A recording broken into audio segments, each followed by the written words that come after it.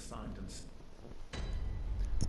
Hi guys, my name is Ardrick, and I have decided today to make a Bloodborne beginner's guide. And the reason for this is because there has been a multitude of people who have gotten rid of their copy of Bloodborne because they can't get past the first boss. Now, the first boss is absolutely a nightmare. However, there's a few things you need to know right off the bat when you start playing that will help you to not immediately rage quit. Now, there are two deaths you pretty much have to take. The second one is debatable, but this is the first. You can toy around with him, you can fight him, but for the sake of just getting through this, I'm going to show you what you're supposed to do, which is get absolutely mauled by this rather furry little creature here.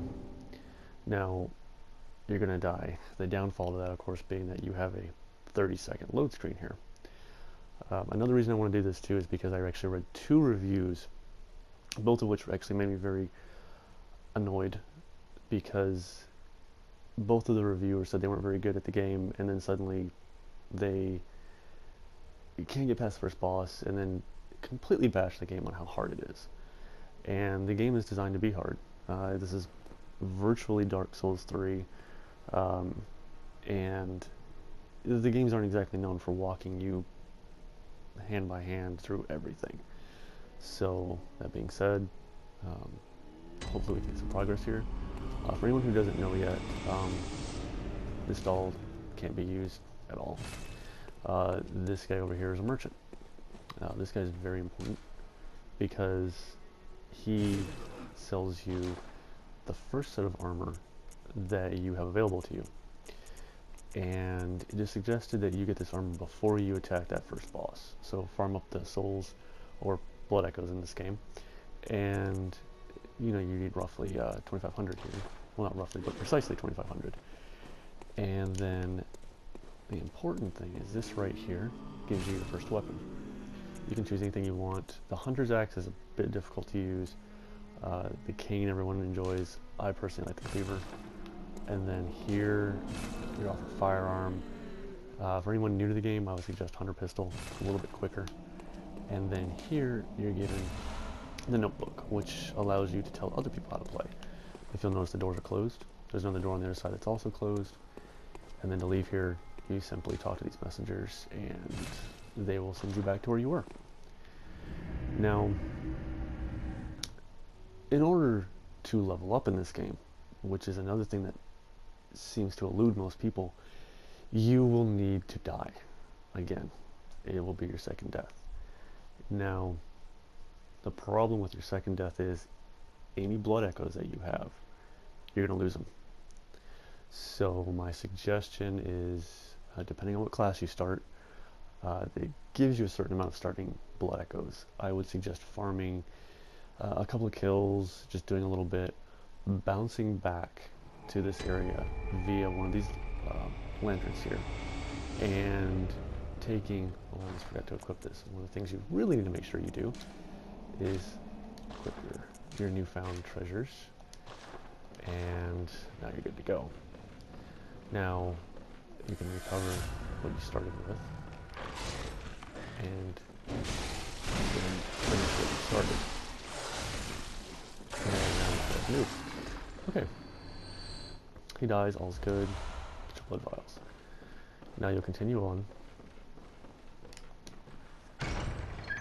And this will get you toward the main part of the game here. I'm going to go ahead and heal so that I don't become embarrassed and die. You will now have the ability to venture into the main part of the game. And I'm going to quickly run up to this next section, clearing out only what I absolutely need to. Which, if I'm not mistaken, at the beginning here, there's a few things that absolutely need to be handled them.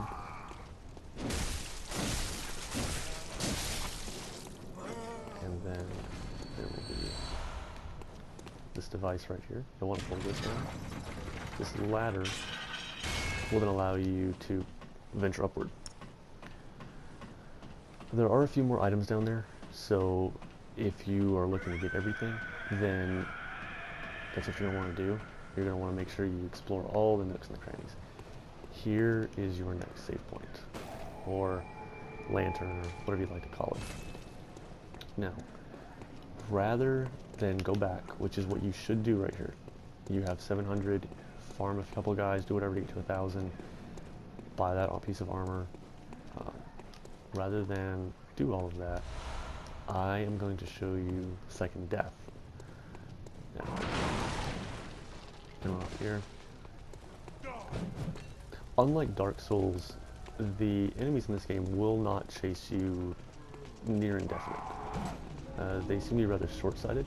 They'll see you, they'll say, oh hey, there's a guy I want to kill, which they're doing quite well, and they will then suddenly go, oh, well, you know what, I really don't have the patience to follow them, and they'll run away.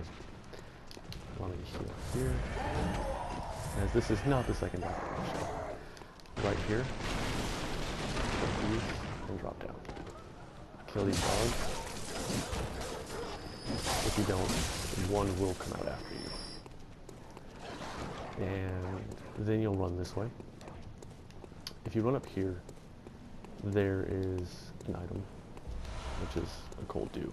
Cold blood dew to be precise. Now, this is a shortcut that you'll end up using later a lot more often, and it serves quite a good purpose. There's a guy right here. I shot the throw like a pro right there. And you'll kill him. Now there's a guy in a wheelchair right here. He's not targetable off the bat, so he will shoot you. And he always drops Quicksilver bullets in the quantity of 4. No matter how many times you kill him, no matter what, every time you come through here, he's going to drop that. There's an enemy at the top of these stairs. There's a couple in the room back there as well. No, forgot about that, sorry. And then, right past these guys, and then get to the bridge. Now notice there's no gate. There's nothing to let you know there's a boss nearby. Now, this is the first boss. This is the Clerical Beast, or the Cleric Beast. Now, arguably you can kill him and not have to take a second death.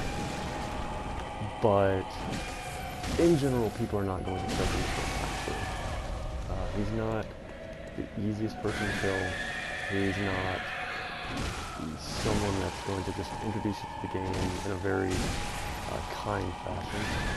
And without leveling up, your character's just going to be very basic. And if you didn't pick up any Molotovs, this fight's a little bit harder as well. As with most Dark Souls games,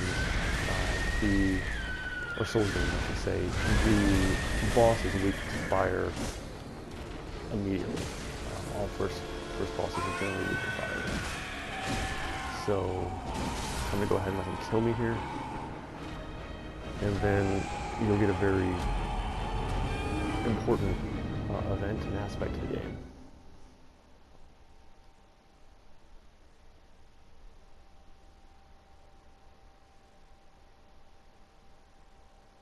And this is probably a scene that you're going to see a few times as you play throughout. Now, if you'll notice, your doll has stood up.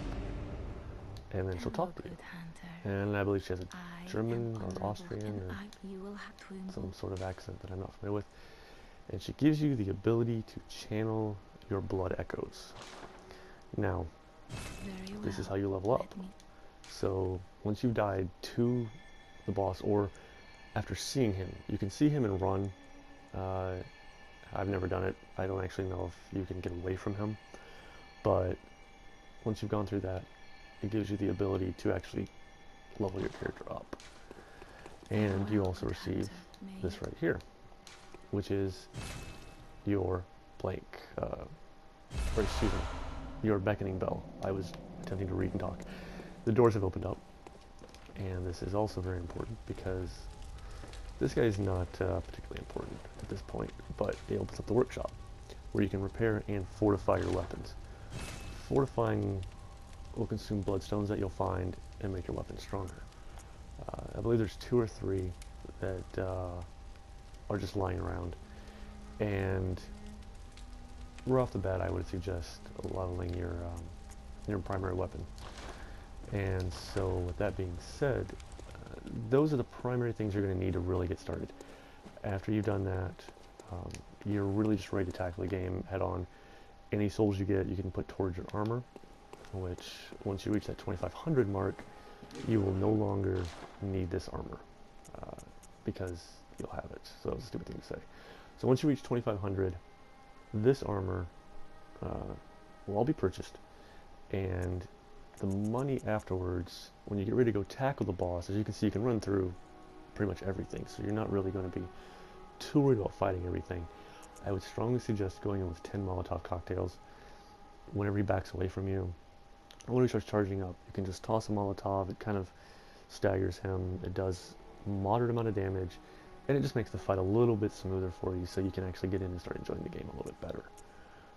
Also, blood vials, do not be afraid to use them whenever you need to. They drop frequently in this game. And other than that, you should be pretty well ready to take this game on. So good luck to everybody. I sincerely hope this has helped you from rage quitting, selling your copy on eBay, trading it back into GameStop, and listening to all the people who have just said this game is just too hard. It's extremely difficult in some parts, most certainly, but once you understand what you need to do right off the bat, where you need to go immediately, and then having options available to you, it is far less frustrating. So if you like it, I ask that you please hit the like button, comment however you want. If you'd like to see any videos on me killing the bosses, giving you strategies on the bosses, ways that will help you to beat the boss, such as the second boss, Father Gascoigne, getting the tiny music box for that. Anything like that that you guys would like to see, I would be more than happy to share and to help.